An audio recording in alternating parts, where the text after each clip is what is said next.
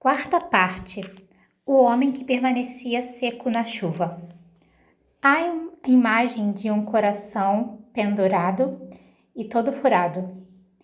Título da obra: Aberto ao Amor. Artistas: Muriel Strauss, concessão, e Lance Herring, confecção. Data: 2011. Suporte: escultura de alumínio, aço e vidro. Origem: emprestada da Escola de Artes Tisch.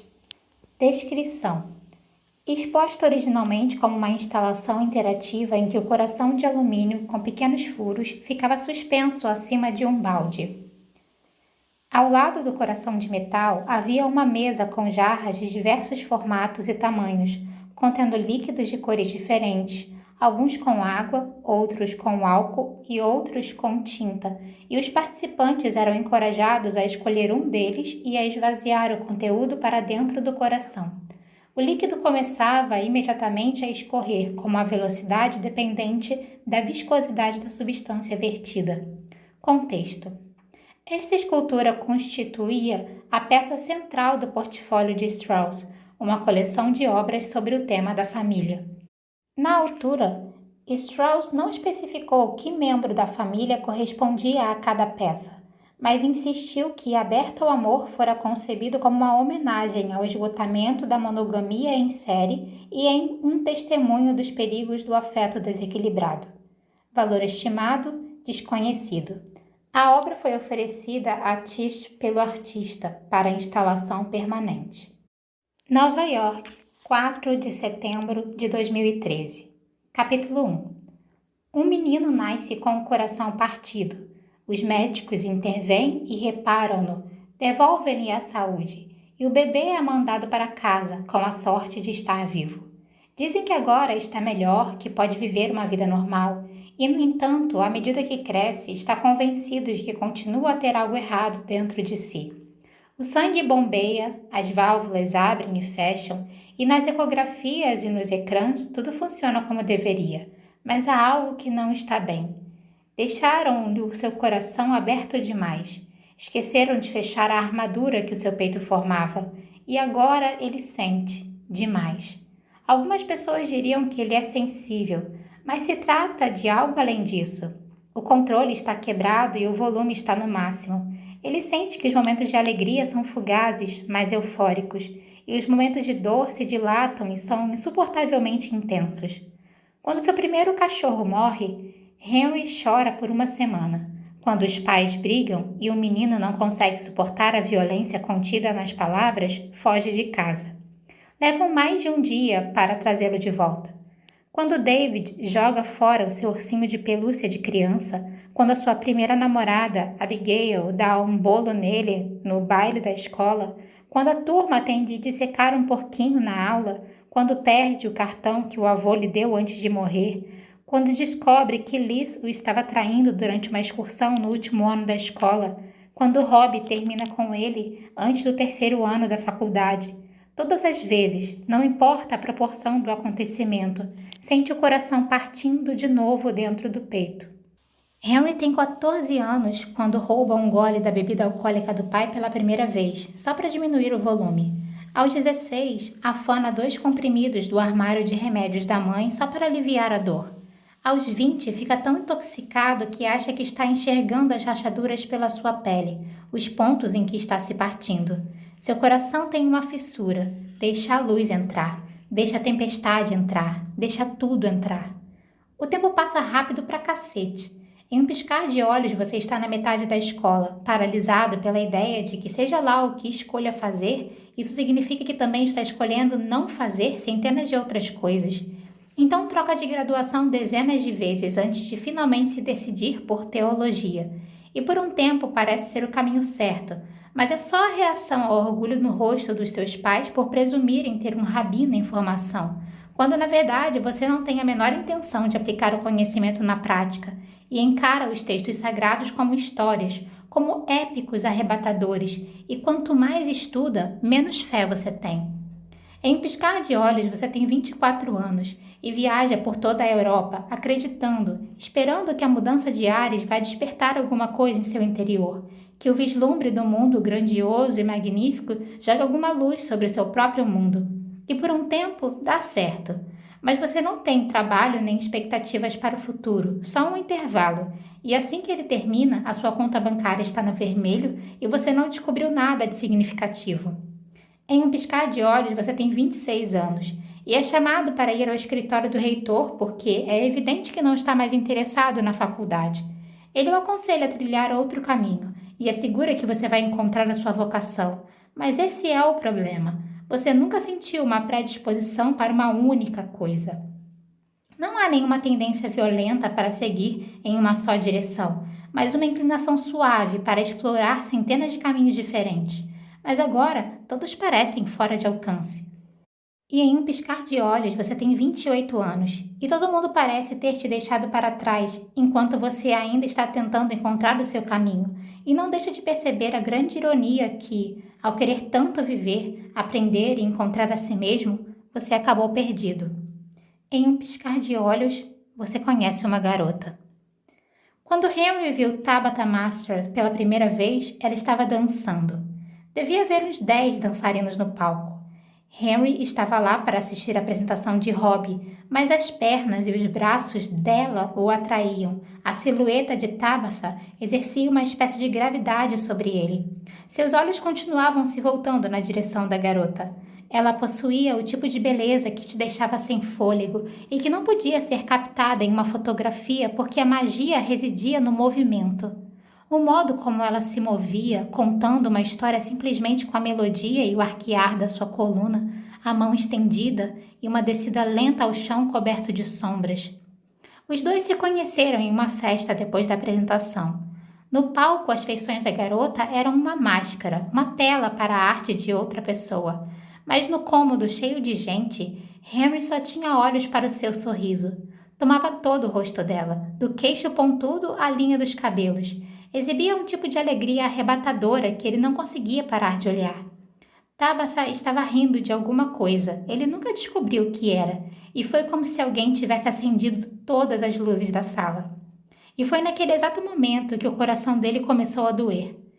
Henry levou 30 minutos e 3 drinks antes de tomar coragem para cumprimentá-la, mas depois foi tudo muito fácil. O ritmo e a fluidez de 2 frequências sincronizadas, e ao fim da noite, Henry estava se apaixonando. Já tinha se apaixonado antes, por Sophia no ensino médio, por Robbie na faculdade, por Sarah, Ethan, Jenna, mas era sempre difícil e complicado, cheio de começos e parênteses, de curvas erradas e becos sem saída. Mas com Tabitha era simples.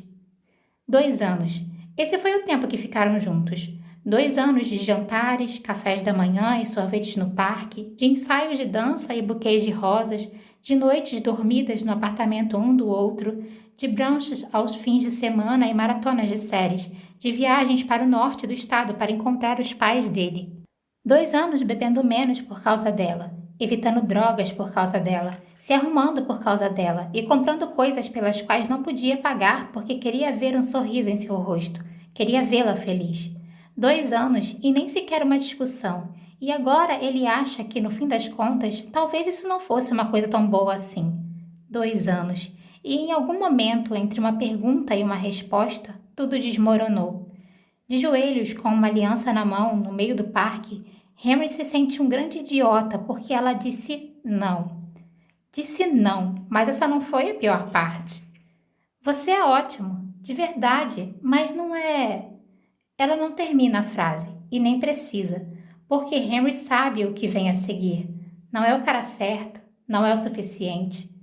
Pensei que você queria se casar. Eu quero, um dia. As palavras, transparentes, apesar de não serem ditas, mas não com você. E em seguida ela foi embora, e agora Henry está no bar, bêbado, mas não o bastante. Sabe disso porque o mundo ainda não desapareceu, porque a noite inteira parece real demais, porque tudo ainda dói. Está debruçado sobre a mesa, com o queixo apoiado nos braços cruzados, olhando para a coleção de garrafas vazias. Seu rosto lhe devolve o olhar de meia dúzia de reflexos distorcidos. O merchan está entupido de pessoas, uma muralha de estática, então Robbie precisa gritar em meio à algazarra. Ela que se foda! Por algum motivo, vindo do seu ex-namorado, o comentário não faz Henry se sentir muito melhor. Eu estou bem, diz do jeito automático, que as pessoas costumam responder sempre que você pergunta como elas estão, embora estejam com o coração dilacerado. Vai ser melhor assim, acrescenta Bia. E se outra pessoa tivesse dito isso, ela teria a enxotado para o canto do bar por ser tão banal. Daria um sermão de 10 minutos por causa da frase clichê. Mas é só o que as pessoas têm a dizer para ele hoje à noite. Henry termina de beber a cerveja à sua frente e pega mais outra. Vá devagar, garoto, diz Bia acariciando a sua nuca. Eu estou bem, repete. Os dois o conhecem o suficiente para saber que é mentira. Os dois sabem sobre seu coração partido. Os dois o apoiaram durante as suas tempestades. São as melhores pessoas da sua vida, os amigos que o mantêm de pé ou pelo menos o impedem de desmoronar. Mas neste momento há rachaduras demais. Neste momento há um abismo entre as palavras deles e os ouvidos de Henry, entre as mãos deles e a sua pele. Estão bem aqui, mas parecem muito distantes. Henry ergue o olhar, estudando as expressões nos seus rostos, cheias de pena, mas não de surpresa, e uma epifania recai sobre ele como uma nevasca. Vocês sabiam que ela não ia aceitar o pedido. O silêncio perdura um segundo a mais. Bia e Rob trocam olhares como se tentassem decidir quem vai começar. E então Rob estende o braço sobre a mesa para pegar a sua mão. Henry. O rapaz recua na cadeira. Vocês sabiam? Ele se levanta de supetão, quase tropeçando na mesa às suas costas. O rosto de Bia se contorce. Calma, senta aqui. Não, não, não. Ei, diz Rob, segurando-o para impedir que ele caia. Eu vou te levar para casa. Mas Henry detesta a maneira com que Rob o olha, então balança a cabeça, mesmo que o movimento faça o bar perder o foco. Não, eu só quero ficar sozinho, retruca ele. A maior mentira que ele já disse na vida. Mas Rob o solta. Bia balança a cabeça para ele em desaprovação e ambos o deixam ir embora. Henry não está bêbado o suficiente. Entra em uma adega e compra uma garrafa de vodka de um cara que o olha como se ele já tivesse bebido bastante, mas também como se realmente precisasse de mais uma dose. Gira a rolha com os dentes enquanto a chuva começa a cair. O celular toca no seu bolso. Deve ser Bia ou Rob, mas ninguém ligaria para ele. Deixa o telefone tocar, prende a respiração até que o som pare. Diz a si mesmo que, se os amigos ligarem de novo, vai atender. Se os amigos ligarem de novo, vai dizer que não está nada bem. Mas o celular não volta a tocar. Henry não os culpa por isso, nem agora, nem depois. Sabe que não é uma pessoa fácil de lidar. Sabe que devia ter esperado por aquilo. Devia ter... A garrafa escorrega dos seus dedos e se espatifa na calçada. E ele devia deixá-la ali, mas não deixa. Tenta alcançá-la e perde o equilíbrio. Sua mão cai em cheio sobre os cacos de vidro enquanto ele se apoia para se erguer do chão. Henry sente dor, é óbvio, mas a dor é amenizada pela vodka, pelo sofrimento profundo, pelo seu coração destroçado e por todo o resto. Ele vasculha o bolso à procura do lenço, cuja seda branca está bordada com uma letra T em linha prateada. Não quis colocar o anel em uma caixa, aquela embalagem clássica e impessoal que sempre remetia a um pedido. Mas agora, enquanto tira o lenço do bolso, a aliança escapa e cai no chão, quicando pela calçada úmida. As palavras ecoam na sua mente. Você é ótimo, Henry, de verdade, mas não é... Ele pressiona o lenço contra a mão machucada, e uma questão de segundos a seda fica manchada de vermelho, arruinada. Não é o suficiente. As mãos são iguais às cabeças, sangram demais. Foi seu irmão David quem lhe disse isso. David, o médico que sabia que queria ser desde os 10 anos de idade. É fácil não se desviar do caminho quando a estrada é reta e os passos numerados. Henry observa o lenço ficando cada vez mais vermelho. Olha para a aliança de diamantes na calçada e cogita deixá-lo para trás, mas não pode pagar por aquilo, de modo que se força a se agachar e recuperar a aliança. Beba uma dose toda vez que ouvir que você não é o suficiente, que não se encaixa, que não tem a aparência certa, que não tem o foco certo, que não tem a determinação certa, que não é a hora certa, que não tem o trabalho certo, que não está no caminho certo, que não tem o futuro certo, que não tem o presente certo, que não é a versão certa de você mesmo, não é você, não sou eu? Alguma coisa está faltando na nossa relação. O que mais eu poderia ter feito? Nada. É só quem você é. Eu achava que não era nada sério. É que você é tão doce, gentil, sensível. Não consigo imaginar a gente terminando junto. Eu conheci uma pessoa. Sinto muito. Não é você. Engula tudo. A gente não está em sintonia. Sua vida está em outro lugar do que a minha. Não é você. A gente não pode prever por quem vai se apaixonar e por quem não vai. Você é um amigo maravilhoso. Vai fazer a garota certa muito feliz. Você merece coisa melhor. A gente vai continuar amigo. Eu não quero te perder. Não é você. Sinto muito. Capítulo 2. E agora ele sabe que bebeu demais. Estava tentando atingir o ponto em que pararia de sentir, mas acha que deve ter passado da conta e parado em um lugar ainda pior. Sua cabeça está girando e a sensação bem longe de ser agradável. Encontra 2 comprimidos no bolso de trás da calça, deixados ali pela irmã Muriel na sua última visita. Guarda-chuvinhos cor-de-rosa, como ela disse. Henry engole-os a seco enquanto a garoa vira um aguaceiro. A água goteja em seus cabelos, escorrendo pelos óculos e encharcando sua camisa. Henry não se importa. Talvez a chuva o deixe limpo. Talvez o leve embora dali junto com a água.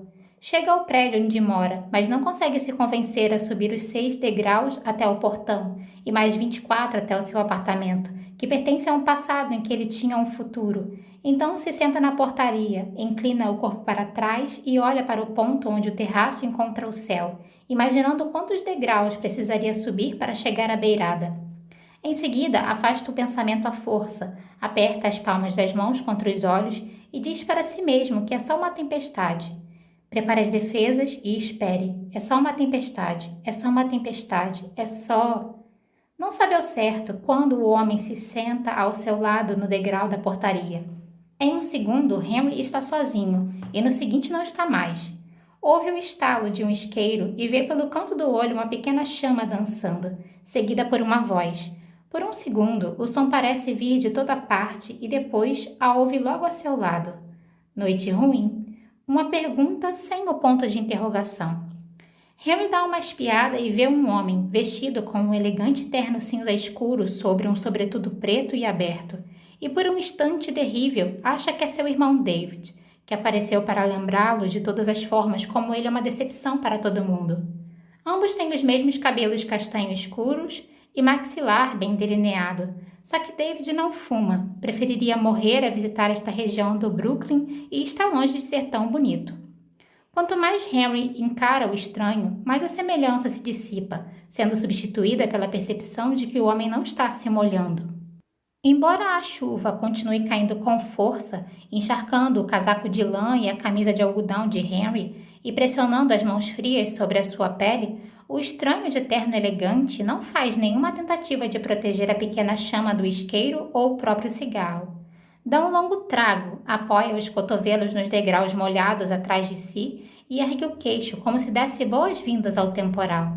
A água não toca nele. Cai ao seu redor, mas o homem permanece seco. Então Henry pensa que o homem é um fantasma, ou um feiticeiro, ou, mais provavelmente, uma alucinação. O que você quer? Pergunta o estranho, ainda observando o céu, e Henry se retrai por instinto, mas não há nenhum vestígio de raiva na voz do homem. Pelo contrário, há uma curiosidade, uma indagação. Ele baixa a cabeça e olha para Henry com os olhos mais verdes que o rapaz já viu na vida, tão brilhantes que reluzem na escuridão. Agora, nesse exato momento, o que você quer? Pergunta o estranho. Ser feliz, responde Henry. Ah! Exclama o estranho com a fumaça deslizando entre os lábios. Ninguém pode lhe conceder isso. Não é você. Henry não faz a menor ideia de quem é o homem, nem se ele é real, mas sabe, mesmo em meio à desorientação provocada pela bebida e pelo remédio, que deveria se levantar e entrar no prédio. Apesar disso, não consegue fazer as pernas se moverem. O mundo parece pesado demais e as palavras continuam vindo, saindo da própria boca. Não sei o que as pessoas querem de mim. Não sei quem elas querem que eu seja. Vivem me dizendo para ser eu mesmo, mas é da boca para fora. Eu estou cansado. Sua voz vacila. Estou cansado de não atender às expectativas dos outros. Cansado de ficar... Não é que eu seja sozinho. Não me importo de ficar sozinho. Mas... Ele fecha os dedos na frente da camisa. Mas dói. A mão do estranho ergue seu queixo. Olhe para mim, Henry, diz o homem que não tinha perguntado seu nome. Henry ergue o olhar e encontra olhos luminosos. Vê alguma coisa espiralando dentro deles, como fumaça. O estranho é lindo, de um modo lupino, faminto e astuto. O olhar esmeralda desliza sobre ele. Você é perfeito, murmura o homem, acariciando o rosto de Henry com o polegar. Sua voz é suave como a seda, e Henry se deixa levar pelo som e pelo toque, quase perdendo o equilíbrio como quando o homem afasta a mão. A dor pode ser bela, diz o estranho, exalando uma nuvem de fumaça. É capaz de transformar, de criar. Mas eu não quero sentir dor, retruca Henry com a voz rouca. Eu quero... Você quer ser amado? Um som curto e oco, metade tosse, metade soluço, escapa de Henry. Quero. Então seja amado. Você faz isso parecer simples. E é, se você estiver disposto a pagar o preço. Henry reprime uma risada. Não estou procurando esse tipo de amor. O vislumbre sombrio de um sorriso passa pelo rosto do estranho. E eu não estou falando de dinheiro. Então está falando do quê? O estranho estende o braço e pousa a mão sobre o externo de Henry. Da única coisa que qualquer humano tem a oferecer. Por um instante, Henry pensa que o estranho quer o seu coração, por mais partido que seja. Depois compreende o sentido das palavras. Trabalha em uma livraria. Já leu epopeias o bastante, devorou alegorias e mitos. Cacete! Henry passou os primeiros 2/3 da vida estudando as escrituras, além de ter crescido com uma dieta regular de Blake, Milton e Fausto. Mas faz muito tempo que não pensa nisso tudo como algo além de ficção. Quem é você? Pergunta. Eu sou aquele que vê a lenha e a transforma em fogo, o incentivador de todo o potencial humano. Henry encara o estranho, que continua seco apesar da tempestade e cujo rosto familiar possui uma beleza demoníaca. Observa aqueles olhos subitamente mais parecidos com os de uma serpente e reconhece o que está acontecendo, um sonho lúcido. Já teve esse tipo de sonho 1 ou 2 vezes antes, com o efeito colateral de uma automedicação agressiva. Eu não acredito em demônios, diz, se levantando, nem em almas. O estranho ergue a cabeça. Então você não tem nada a perder? A tristeza profunda, mantida sob o controle graças à companhia casual do estranho nos últimos minutos, agora volta com toda a força. Pressiona o vidro rachado. Henry sente uma leve tontura, mas o estranho o segura pelo braço para apoiá-lo. Não se lembra de ter visto o homem se levantar, mas agora estão cara a cara. Quando o diabo volta a falar, a sua voz ganha uma nova profundidade, uma calidez constante, como um cobertor jogado sobre os ombros. Henry se deixa levar pelo som. Você quer ser amado por todo mundo, quer ser suficiente para todo mundo, e eu posso lhe conceder isso em troca de algo que você não vai nem sequer sentir falta. O estranho estende a mão para ele. E então, Henry, o que você me diz? E ele acredita que nada disso é real. Então não faz diferença. Ou talvez o homem na chuva tenha razão. Ele simplesmente não tem nada a perder. No fim, é fácil. Tão fácil quanto dar um passo na beira do abismo e cair. Henry segura a mão do estranho e ele a aperta com força o suficiente para reabrir os cortes na sua palma. Mas ele finalmente não sente dor, não sente nada, enquanto a escuridão sorri e pronuncia uma única palavra: feito. Nova York, 17 de março de 2014. Capítulo 3. Existem centenas de tipos de silêncio. Existe o silêncio opressivo dos lugares fechados há muito tempo e o silêncio abafado dos ouvidos tapados por fones, o silêncio vazio dos mortos e o silêncio pesado dos agonizantes. Existe o silêncio oco de um homem que parou de rezar, o silêncio arejado de uma sinagoga vazia e o silêncio da respiração contida de alguém que se esconde de si mesmo. Existe o silêncio constrangedor que preenche o espaço entre duas pessoas que não sabem o que dizer, e o silêncio tenso que recai sobre aqueles que sabem o que dizer, mas não sabem como nem por onde começar. Henry não sabe qual é este tipo de silêncio, só que está acabando com ele. Começou a falar na calçada da padaria e continuou falando conforme caminhavam, porque era mais fácil fazer isso quando podia olhar para outro lugar que não fosse o rosto dela.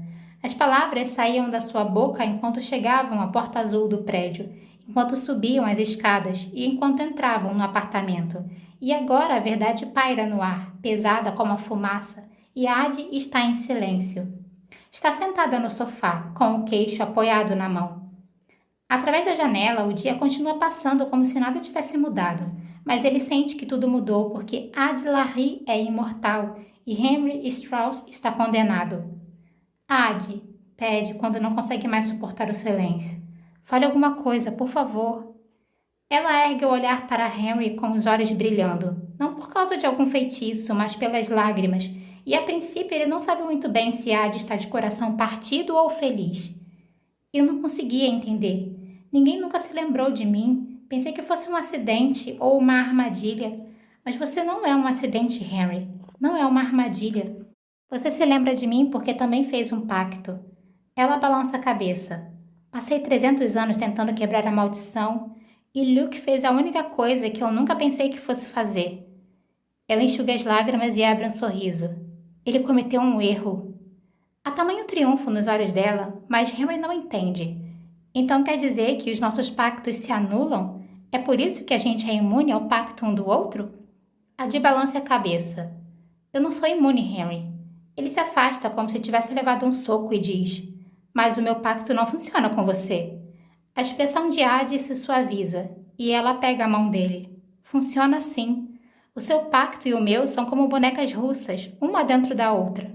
Quando olho para você, vejo exatamente o que quero ver. A diferença é que o que eu quero não tem nada a ver com a aparência, o charme ou o sucesso. Isto soaria péssimo em qualquer outra vida, mas a verdade é que o que eu mais quero, o que preciso, não tem nada a ver com você. O que eu quero, o que eu sempre quis, é que alguém se lembre de mim. É por isso que você consegue dizer o meu nome. É por isso que você pode ir embora, voltar e ainda saber quem eu sou. E é por isso que eu consigo olhar para você e vê-lo exatamente como você é. E é o suficiente. Sempre vai ser. Suficiente.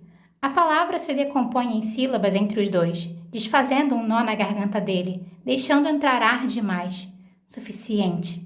Ele afunda no sofá ao lado de Adi. A garota desliza a mão sobre a dele, entrelaçando os dedos nos de Henry.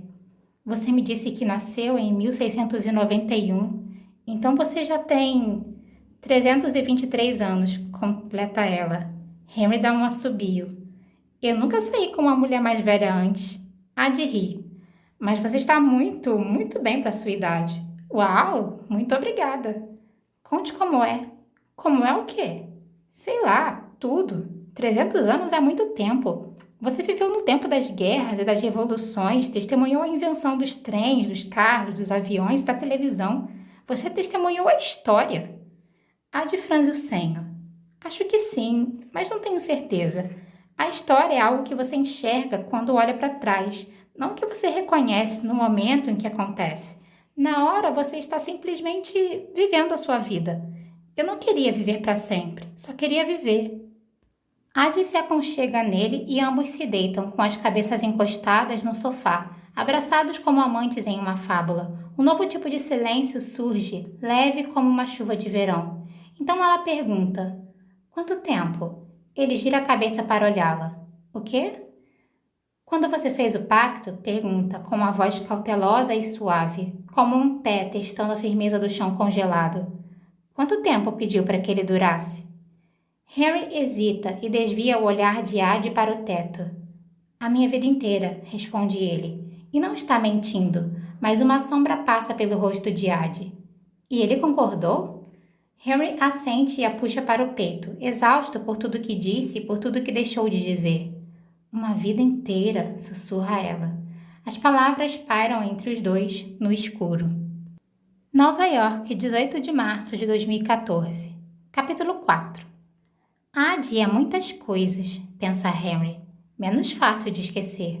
Como é que alguém poderia se esquecer de uma garota que ocupa tanto espaço? Ela preenche o ambiente de histórias, risadas, calor e luz. Henry a colocou para trabalhar, ou melhor, ela se colocou para trabalhar, repondo e reorganizando as prateleiras enquanto ele atende os clientes.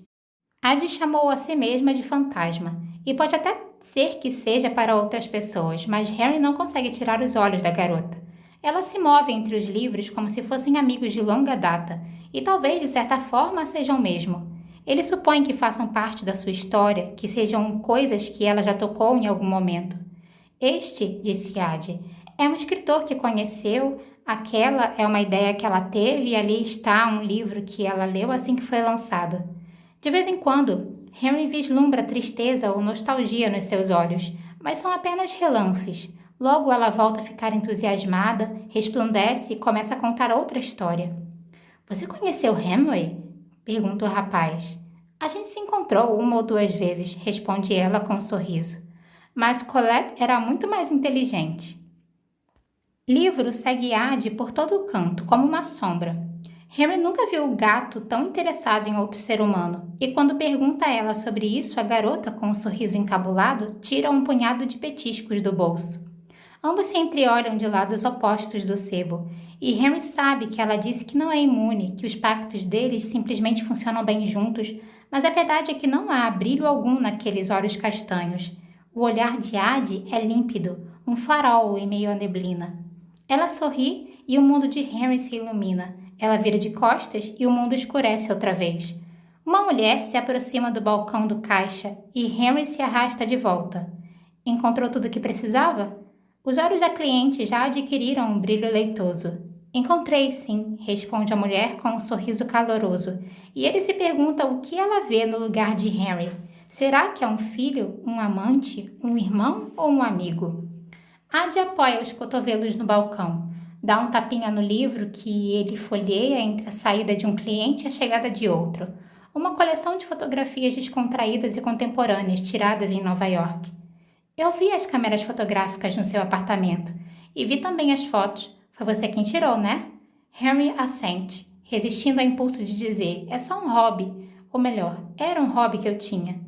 Você é muito talentoso, elogia a garota, que há muita gentileza, ainda mais partindo de Ade. Ele sabe que é talentoso, talvez até mais do que talentoso às vezes. Tirou alguns retratos de hobby na faculdade, mas só porque o amigo não podia pagar um fotógrafo profissional. Muriel dizia que as suas fotos eram bonitinhas, subversivas do seu jeito convencional. Mas Henry não estava tentando subverter nada, só queria captar alguma coisa. Baixa os olhos para o livro. Eu tenho uma foto de família, não aquela no corredor do meu apartamento, mas outra, de quando eu tinha 6 ou 7 anos de idade. Aquele dia foi horrível. Muriel tinha grudado um chiclete no livro de David e eu estava resfriado e os meus pais não paravam de brigar nem por um segundo até o instante que tiraram a foto. Mas na foto todo mundo parecia tão feliz. Eu me lembro de olhar a imagem e pensar que as fotos não expressavam nenhuma verdade.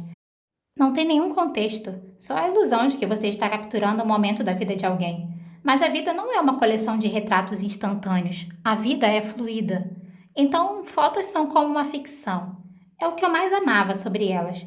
Todo mundo acha que fotografias retratam a verdade, mas elas são só uma mentira muito convincente. Por que você parou de tirar fotos? Porque o tempo não funciona do mesmo modo que as fotos. Elas ficam imóveis depois de um clique. Mas, em um piscar de olhos, o tempo dá um salto adiante. Ele sempre encarou o costume de tirar fotos como um hobby, um crédito extra para a aula de artes, e quando finalmente descobriu que era algo a que uma pessoa poderia se dedicar, já era tarde demais. Ou pelo menos foi assim que ele se sentiu. Henry já estava a muitos quilômetros para trás, então desistiu. Guardou as câmeras fotográficas na estante junto com todos os outros hobbies que abandonou. No entanto, há algo a respeito de Ade que o deixa com vontade de segurar uma câmera de novo. Não há nenhuma câmera na livraria, é óbvio, somente a do celular, mas hoje em dia dá quase no mesmo. Ele ergue o aparelho enquadrando Ade com as estantes de livros ao fundo. Não vai funcionar, diz ela, assim que Henry tira a foto, ou tenta tirar. O rapaz bate na tela com o dedo, mas não houve nenhum clique, nenhuma captura de imagem. Tenta de novo, e desta vez o celular funciona, mas a foto é só um borrão.